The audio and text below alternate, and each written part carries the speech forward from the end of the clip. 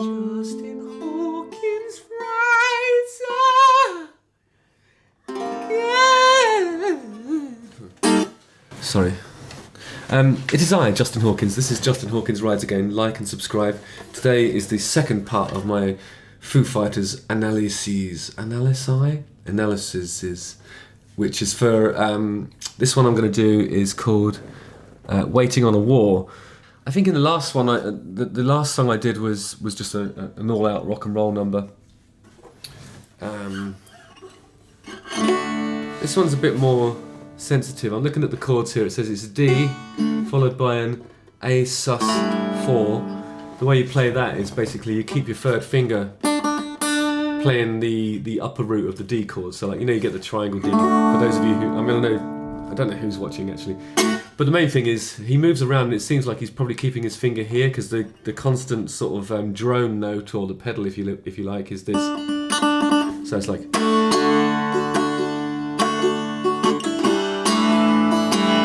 Then E minor 7 has that as well.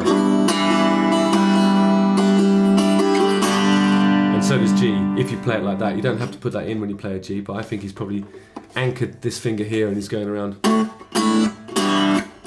Which is a great indie rock trick. A lot of stuff by Teenage Fan Club is like that.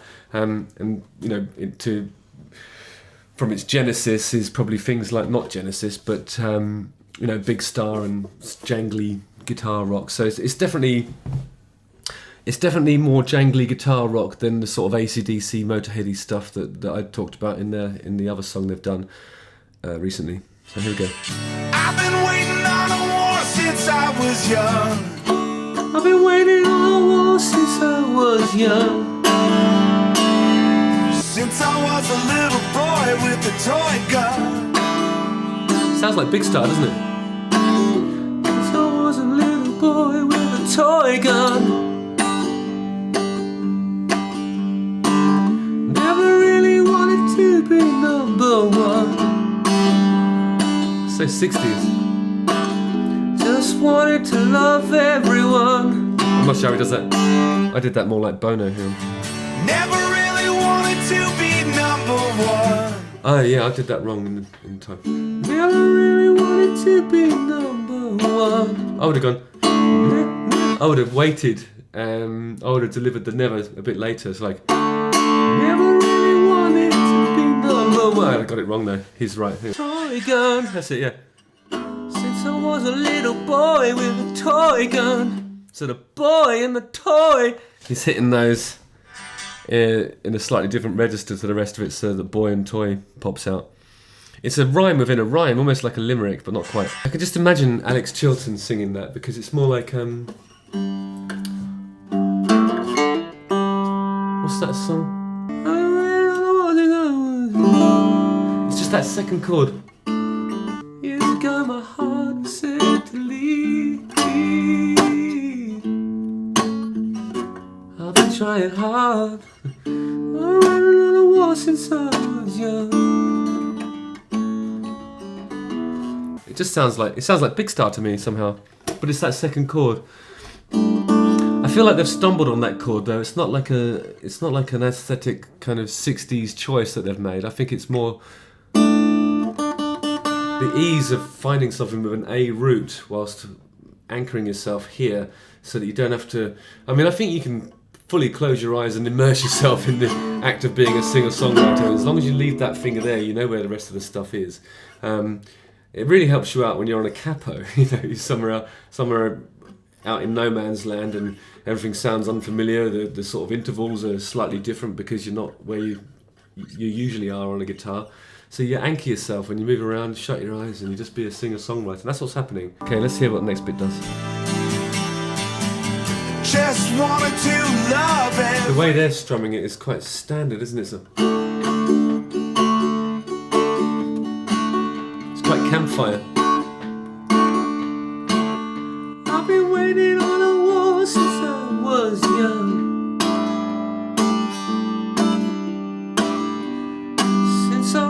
Since I was a little boy with a toy gun. That's right, isn't it? Never really wanted to be number one. isn't the temptation to go like this and resolve it? You really want to. It's sort of that suspended thing. This note here over an A is like the fourth in the. It's the fourth. Wait. Yeah, it's a suspended fourth. That's the fourth note in an A major scale. So it's kind of like. But the sort of the really satisfying notes in an A chord are A. What's that again? C sharp and E. So when he has this, you never really feel like that's settled. It's suspended. That's why it's called a suspended. Is it called a suspended? Yeah, it's a suspended. If you finish a song with that chord, it sort of suggests to be continued, and I think that's when it sits in this chord sequence, it is to be continued. And then it goes to E minor 7th, which for some reason a minor 7th. It's like slipping into a warm bath after this sort of slightly spiky. This is like tiptoeing from the sauna to the house, and then this is putting your dressing gown on.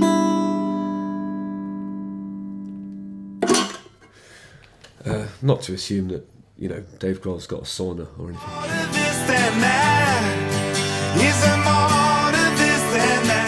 Really weird, well, interesting timing on the way the melody goes. Is there more to this than that? Is there more to this than that? Is there more to this than that? C add 9, how do I play that again? Oh, that's interesting. So when it goes to a C, it's a C add 9. So ninth is like the same as the second note in the scale. So the C's got that, but if you remember the anchoring from the earlier chord sequence, it's the same note. So when you play the C, you just do a C shape instead of playing like a top C in the triad. You're playing that.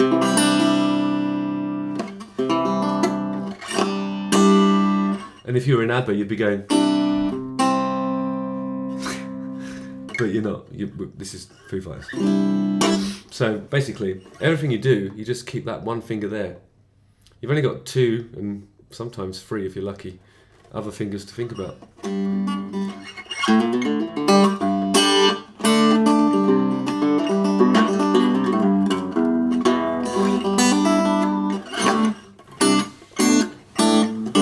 Yeah, so the waiting on the war line goes for C.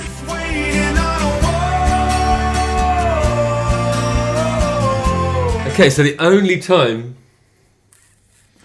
that's interesting. So the only time there's not a D ringing out in this is in the chorus. So you go like, waiting on a war.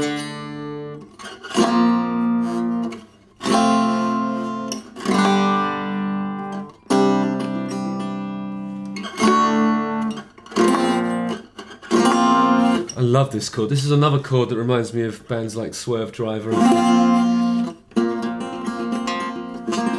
It's so 90s indie, you know. That's it's real jangly stuff. Because when you play like, say for example, you're playing a C. Easy. You've got this C, and you've got this. What's this? A G, another C, and then an E. If you want to make it sound indie, you do this. It's that note there, which is not augmented or suspended in that way. It's suspended in the other way, where it's kind of, it's not diminished. It's just like, it's the second note. It actually reminds me a little bit of things like Ben Hur, although Ben Hur is always in fifths. But fifths over, so like if it would be in C, but it'd be like I'm Ben Hur, you know. But that would be like, it's kind of imperial and majestic, but at the same time, it just has this 90s indie flavour. That's what I think is interesting about Foo Fighters. It's like they look and sound like a rock band, but when you actually hear the inversions and of the chords that they're playing, it's really influenced by, I think, slightly obscure underground and probably even British jangly guitar-based music. Things like Swerve Driver. I'd be really surprised if he's not into Swerve Driver. Important distinction to be made between Swerve Driver and Screwdriver. Not Screwdriver, Swerve Driver. This is... Listen to that.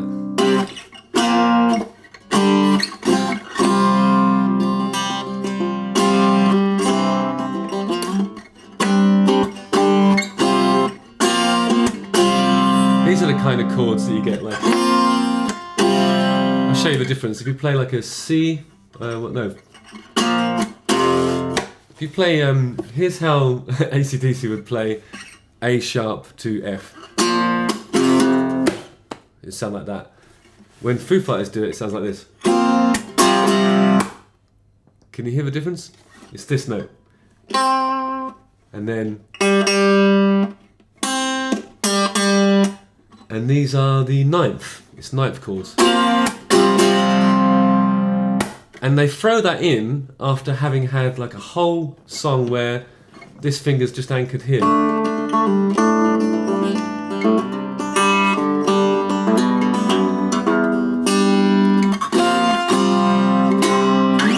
So I think that's like a little curveball that's going to really annoy guitarists that think they can stand there and just just sing it with their eyes closed, because you can't. You actually have to watch your fretboard, which is the sign of a great rock song.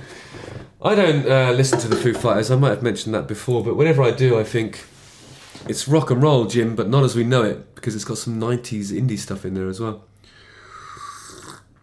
which is maybe why it's been able to maintain its cool where all others have failed. Maybe that's what gives it the longevity that other bands don't have. Maybe that's why they've been going since 1994 and nobody's really noticed that. You know, this is like a heritage rock act almost that still goes to the top of the charts because they throw in inversions and things like that don't change the song as such, but just colour the way the guitars sound in a way that sneaks it under the radar and keeps it cool. So, well done, Foo Fighters. Congratulations on your success, and I wish you all the best with the forthcoming apocalypse. Cheers. Like and subscribe. I'll do the indie rock version of it. Justin Hawkins writes